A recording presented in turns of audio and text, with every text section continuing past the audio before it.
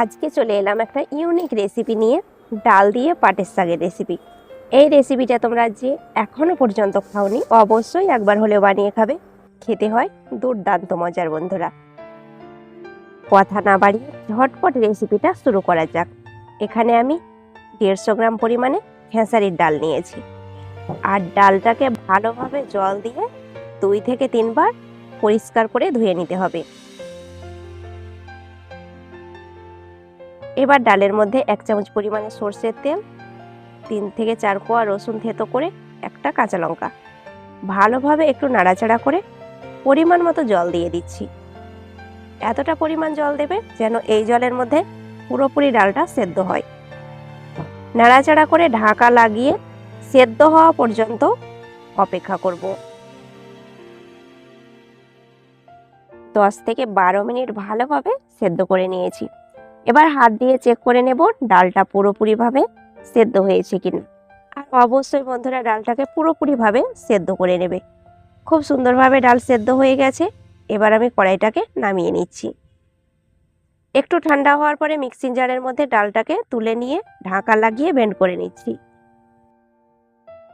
এবার চুলোর মধ্যে একটা কড়াই বসিয়েছি, সেই কড়াইয়ের মধ্যে ব্লেন্ডারে ব্লেন্ড করা ডালটা কড়াইয়ের মধ্যে দিয়ে দিচ্ছি। আর বন্ধুরা, একদম মসৃণভাবে ডালটাকে ব্লেন্ড করে নেবে, যেন গোটা ভাব না থাকে। এবার মিক্সিং জারটা ধুয়ে আমি 1 কাপ পরিমাণে জল দিয়ে দিলাম। যতটা পরিমাণ তোমরা ডালের ঝোলটা রাখবে, ততটা পরিমাণ জল এই পর্যায়ে অ্যাড করে দিই। নাড়াচাড়া করে ডালটাকে ভালোভাবে জলের সঙ্গে মিশিয়ে নিচ্ছি। আর ডালের ঘনত্বটা একটু গাঢ় হবে। পাতলা করে বানালে কিন্তু এই ডালের রেসিপিটা খেতে খুব একটা ভালো লাগবে না। ডাল ফুটতে শুরু করেছে, সেই সময় 2টো কাঁচা লঙ্কা, কিছু পরিমাণে রসুন কুচি করে দিয়ে দিলাম। তার সঙ্গে যোগ করে দিচ্ছি স্বাদ মতো লবণ।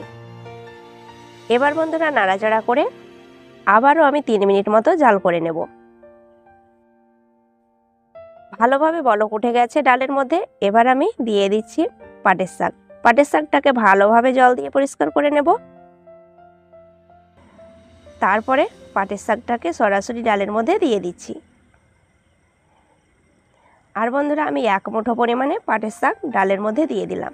ডালের পরিমাণটা তোমরা বেশি নিলে পাটের শাকের পরিমাণটাও বাড়িয়ে দেবে। আঁচটাকে কমিয়ে পাটের শাকটা ভালোভাবে সেদ্ধ হওয়া পর্যন্ত অপেক্ষা করব। শাক পুরোপুরি সেদ্ধ হতে হতে আমি ডালের বাগারটা বানিয়ে নিচ্ছি অন্যদিকে। চুলোর মধ্যে একটা প্যান বসিয়েছি, প্যানের মধ্যে দিয়ে দিচ্ছি সরষের তেল পরিমাণ মতো। তেলের মধ্যে দিয়ে দিচ্ছি একটা পেঁয়াজ কুচি করে। এবার পেঁয়াজের মধ্যে আমি নিয়েছি 2 থেকে 3টে শুকনো লঙ্কা। ঝালটা তোমরা কম বেশি করে নেবে। আর বন্ধুরা, শুকনো লঙ্কা ঝালটা বেশ ভালো লাগে এই ডালের মধ্যে। দিয়ে দিলাম আধা চামচ পরিমাণে হলুদের গুঁড়ো। নাড়াচাড়া করে পেঁয়াজটাকে ভালোভাবে ভেজে নেব। আর বন্ধুরা, যে যেখান থেকে ভিডিওটা দেখছো, আশা করছি তোমাদের সবার ভালো লাগবে। নতুন একটা রেসিপি অবশ্যই তোমরা বাড়িতে বানাবে। আর আমার চ্যানেলটাকে সাবস্ক্রাইব করতে কিন্তু ভুলবে না। অবশ্যই বেল বাটনটি ক্লিক করে অল করবে।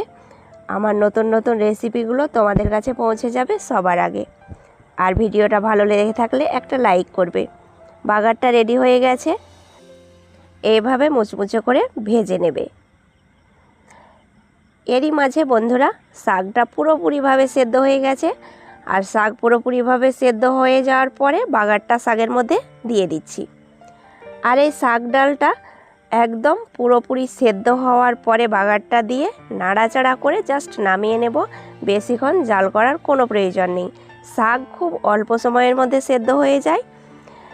এবার বন্ধুরা, নাড়াচাড়া করে এই সময় তোমরা ঝাল আর লবণটা চেক করে নিতে পারো।